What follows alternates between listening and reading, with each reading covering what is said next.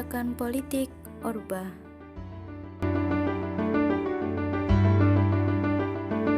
Pembentukan Kabinet Pembangunan.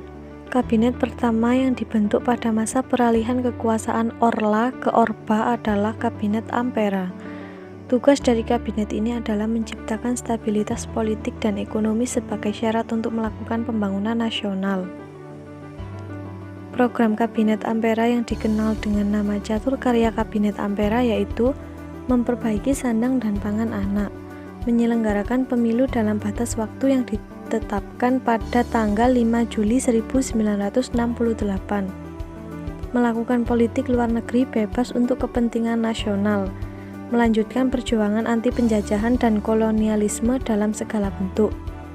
Yang kedua, penyelenggaraan pemilu tahun 1971. Pelaksanaan pemilu ini diatur lewat sidang istimewa MPR di tahun 1967 yang menyatakan bahwa hasilnya akan dilakukan pada tahun 1971. Pemilu yang berbeda dengan pemilu pada masa Orde Lama di tahun 1955. Ada satu partai politik yang selalu mendominasi kemenangan sejak tahun 1971, yaitu Golkar pada tahun 1977, 1982, 1987, 1992, dan 1997. Diketahui sejarah pemilu 1955 dan pemilu pada masa Orde Lama. Penyusutan parpol partai politik disederhanakan dan disusutkan menjadi 3, yaitu golongan karya atau Golkar, Partai Persatuan Pembangunan atau PPP yang merupakan gabungan dari Nahdlatul Ulama atau NU, Parmusi, Perti, PSII, dan Partai Demokrasi Indonesia yang merupakan gabungan dari Partai Nasional Indonesia, Partai Katolik, Partai Murba, IPKI, dan Parkindo. Ketahui sejarah Partai Golkar, sejarah Partai PPP, dan sejarah Partai PDIP. Adanya dua fungsi ABRI, kebijakan politik pada masa Orde Baru ini membuat ABRI memiliki dua fungsi atau peran ganda. Sebagai kekuatan pertahanan dalam bidang sosial politik, ABRI diarahkan untuk berperan aktif dalam pembangunan nasional, memiliki wakil di MPR pada fraksi ABRI, sehingga ditempatkan ABRI pada masa Orba sangat dominan. 5. Penyusunan P4.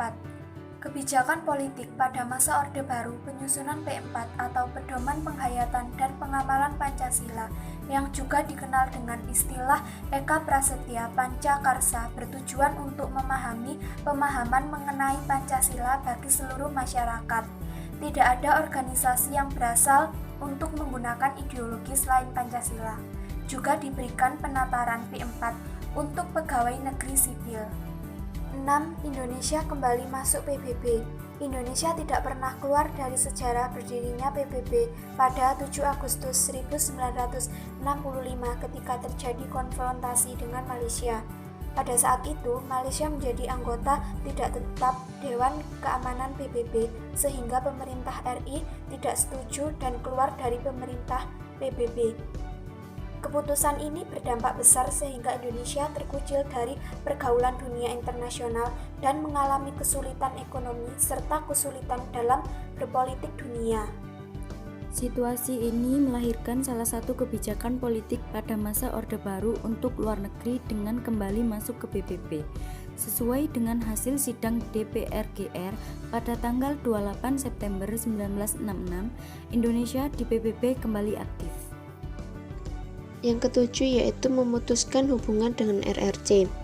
Berbeda dengan pemerintah Soekarno yang pro kepada RRC dan berporos pada Beijing, sehingga paham-paham komunis tumbuh subur di Indonesia.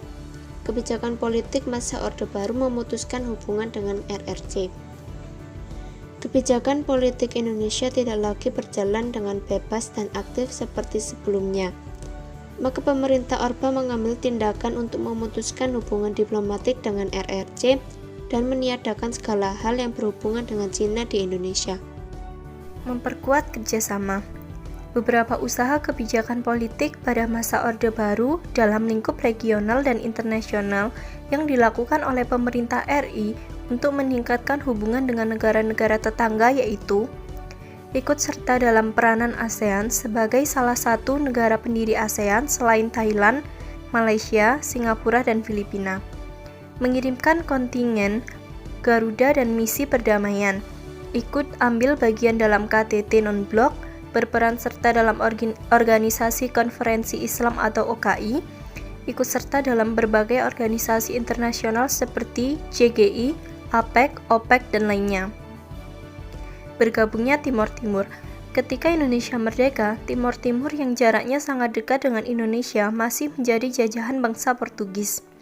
Hal ini sangat mempengaruhi kondisi Nusa Tenggara Timur dan Barat yang sudah hampir mendekati Timor Timur. Terlebih setelah kudeta di Portugis pada tahun 1974, pergolakan di Timor Timur terus terjadi dan menyebabkan beberapa pihak ingin bergabung dengan Indonesia. Pernyataan itu disampaikan secara resmi pada tanggal 7 Juni 1976. 10 hari kemudian, Presiden Soeharto memutuskan penggabungan Timor Timur ke Indonesia yang menjadi provinsi ke-27. Walaupun demikian, fraksi Fretilin terus berjuang untuk mendapatkan kemerdekaan. Hingga pada tahun 1999 ketika Orba berakhir, rakyat Timor Timur melakukan referendum untuk lepas lagi dari RI dan menetapkan negara sendiri yang berdaulat. Sekian presentasi dari kami. Kurang lebihnya mohon maaf. Wassalamualaikum warahmatullahi wabarakatuh.